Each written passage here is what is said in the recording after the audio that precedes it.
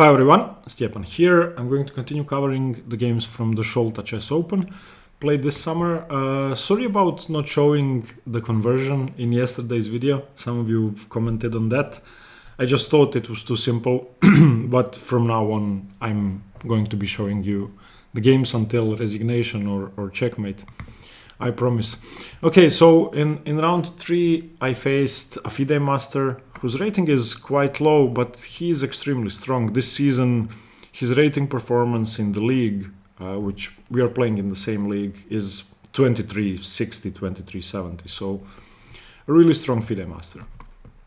Okay, I opened with pawn to e4, he played d6, and after d4, knight f6, as you probably know, I usually play pawn to f3, but I decided to go for main lines if he wishes to go for those, but unfortunately he doesn't play g7, he played pawn to c6, the Czech Pirc, and this is a line which I'm fairly comfortable playing against. Now, usually people play f4, go for the Austrian type setup, but I decided to just go knight f3. And eventually he's going to have to play d5, break the position open, giving me the option of advancing or taking in the center and either closing the center down or opening it up for a sort of Carlsbad structure once my knight moves, as you're going to see. So bishop g4 played. This is the main move. Bishop to e2, pawn to e6, preparing d5. And now you can castle, that's the main move, you can play h3, but I decided to play bishop e3, which is a slightly strange move, still theoretical though, which uses the fact that the bishop is on g4, therefore the knight cannot jump into g4. And of course, if he wishes to take, he can take, but he's supposed to play d5, which he did. Okay, and I love Carlsbad structures, I have to be honest, so I took. And I was expecting c takes. And now once my knight moves, this knight is now obviously misplaced, but it has ways into the position. I could take a slow route with knight b1, knight d2, or I could just move my bishop away or play h3, force him to do something about his bishop and then do something. But eventually I'm going to be able to support my center with pawn to c3 if need be, but sometimes it may even be favorable that the pawn is not on c3.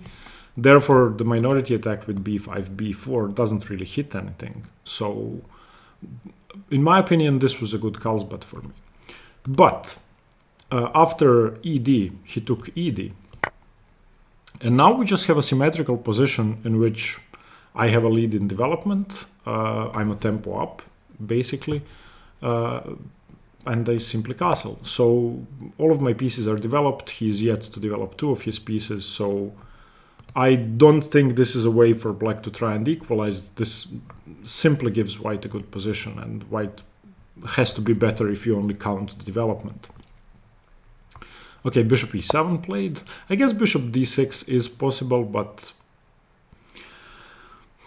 probably if I were him, I would have played bishop to d6 simply to reinforce the e5 square, because now I just play knight e5 straight away. Even though he wouldn't be taking on e5, sometimes after knight d7, that square would have been challenged one more time.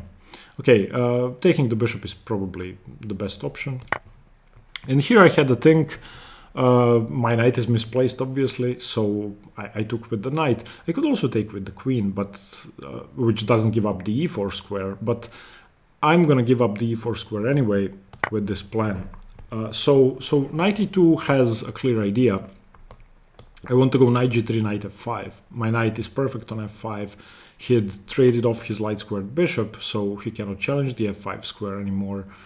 Therefore, he would have to play g6 probably at some point. So I was really happy with this position now. He castles. I simply played knight to g3. And after about 5 seconds thought, he played g6, which is an extreme weakening of his position. But it has to be the best move. Now, if he doesn't play g6, if he continues developing, for example, knight bd7, then knight f5, and now I'm already threatening stuff like bishop h6 in some positions. For example, knight e5, d5, knight d7, bishop h6. And if you take the bishop, you just get crushed. So gh6, queen to g4 check, you can see that this is too much. So if bishop g5, then h4 or f4. f4 probably to defend e5. If king h8, then takes here, and his position is just falling apart. But anyway, he did play g6, and I continued f4. My plan was to just play f5 straight away. I mean, I have a very good position. Why wouldn't I break his king open and use the weaknesses on the dark squares? Of course, if the f pawns are traded off, that should give me an even easier attack in this position. He played, he played knight f to d7, which I can sort of agree with. His pieces are cramped on the king side. He could end up having to move the knight to e8. And now I had a long think. I actually have it written down somewhere, how much time I'd spent. Wait. These are my score sheets. Just give me a second.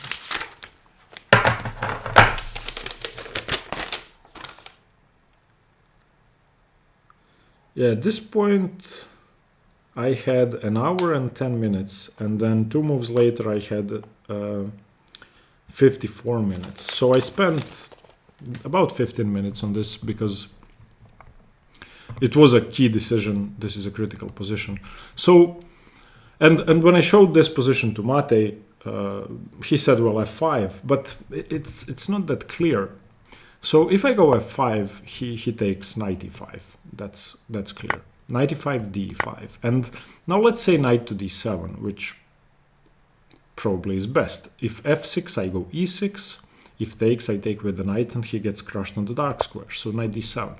And now f6, bishop to c5, bishop takes, knight takes, and my intention was to go queen to d2 and simply threaten queen h6, where he would have to play knight e6.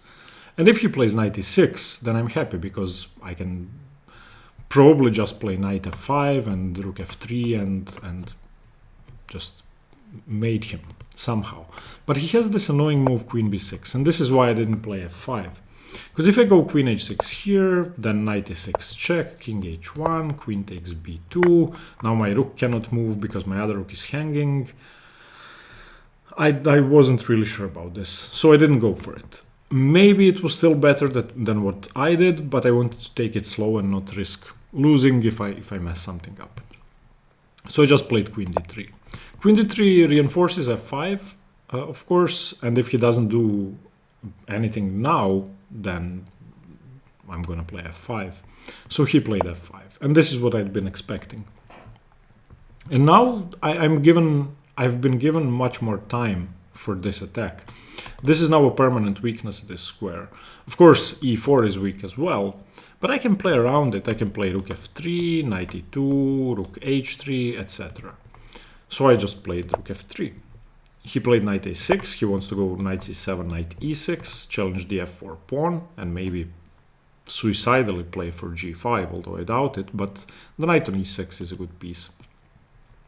I played c3, which is a somewhat unnecessary move. He doesn't want to go into b4 anyway. I think this was an automatic move, which I played just to get the structure I wanted and to reinforce the d4 pawn once the knight comes to e6. Knight b4 wouldn't really have been played. I mean, that's just... So c3 has to be a bad move, but it doesn't do much harm to my position. In fact, it solidifies my only weakness. Okay, knight c7, rook af1, I'm continuing my plan, knight e6, fine, and now I need a way to break through. So there are a couple of ways to do that. I decided to go for knight e2 and rook h3, or knight e2, king h1, rook g1, g4, which is very scary, because if this diagonal opens up, he could be in trouble quickly. So I played knight e2. And here I think he should wait. I think he should take the position slowly and just play knight f6, jump into e4, and yeah, allow me to go for my attack. I mean, if it works, it works. But what he did, I think, is strategically worse. He took on e5. And after fe5, this bishop is now a monster. So he has to trade pieces off. There's no way he can jump into e4 anymore because it would take him a million moves. I don't even know how to get there now. There's basically no sensible way to get the knight into e4. And if he doesn't trade off pieces, then I'm going to play bishop h6 and rook h3 and queen d2. So he plays bishop g5. But these exchanges have to favor white now, because I don't have to give him a knight on g5. I can just play knight f4, which of course threatens everything, and he has to take. So takes, takes, takes, takes. Now I have a protected passed pawn on e5. I have a safer king. I have a better pawn structure. I have pawn breaks on the king side, which are way superior to his queen side pawn breaks and his queen side attack, which could be coming up. And again, white has to be better. Here he played queen to d7. Now, I was very excited that I'm going to win this position, and objectively, a good player would have won this easily, I think. There are a couple of ways to play, which I had in mind. The first thing I wanted to do was I wanted to play a4 to sort of block his queenside progress. And I basically don't have to rush, because the best he can do is double up rooks on the f file. I don't think there's much else he could do. If he plays a5, then that gives me another target. And maybe if the rook moves, I can then go b4 and start creating some passed pawns, or ideally weaken the d5 pawn. Alternatively, I could go queen e3 or queen to d2. For example, queen e3, sometimes jumping into the e5 square. But basically the plan would be to play rook f3, rook h3, e6, queen e5, if I can, or e6, queen h6. So for example, rook a8, preventing e6, rook f3, let's say he plays a5, I play queen h6, queen g7, queen g5, and I couldn't see a way to make progress. I just couldn't see a way to do anything great here. I could go h4, h5, of course, but maybe then my king is unsafe as well. So instead of that, I played queen f3, which isn't a bad move. Again, I don't think anything can be a bad move in this position. But basically, with this move, I'm preparing g4. And in some positions, I'm preparing h4, h5. So if I'm going to open the position up, I want all of my pieces lined up perfectly where he's going to be doubling his rooks. At this moment, I'd already started assessing the pawn endgames. So if everything is traded off, this should be a draw, because my king will never be able to enter one of these dark squares. Obviously, he's going to play either g5 or h6, and then everything is blocked up. So I cannot trade everything off yet. Okay, he played rook f7, and I played g4. Now, g4 loses all of my advantage. It was too early. Perhaps I could have prepared it. Perhaps I should have given up on it entirely and just went rook h4. Again, with the idea of getting the queen to h6, and then maybe playing for g4. But yeah, after g4 and rook a to f8, I have to play h3. If I don't play h3, he's just going to win a pawn. For example, if I go a4, he takes, I take. He cannot take my queen because he loses a rook, so he takes here, takes, takes, takes, and I'm a pawn down. So that didn't really work after king takes. So after rook a8, I just played h3, and now the same variations lead to a completely drawn endgame. So he took fg, I took. Again, if he takes my queen, I just won a rook, so he cannot do that. So rook f7, queen f7, queen f7, rook f7, king f7, hg4, and he played h6 here and offered the draw. I accepted because it's a completely drawn endgame. As he pointed out, if I start doing stuff on the queen side, I may also lose, because he would be able to have two passed pawns, one on the g file and one on the c file or the b file, and his king would be preventing my e-pawn from moving. And there's basically no way in, so we drew. I mean, I wasn't happy because I think these positions should be won, and I don't know why I didn't take more time. Let me see how much time I had. No, I stopped writing down time, so maybe I was a bit low on time, but I was never in time trouble. Yeah, I should have. I don't remember planning too much from this stage. I just thought, fine, queen f3, g4, I should be better. But yeah, obviously he's a strong player. He saw it coming and he knew it equalizes. Yeah, I messed it up. I mean, these are the types of games I need to learn how to win, and I am going to be working on that. Okay, thank you very much for watching, guys. See you tomorrow for round 4. Hope you got something from this game, and stay tuned for more chess. Bye bye.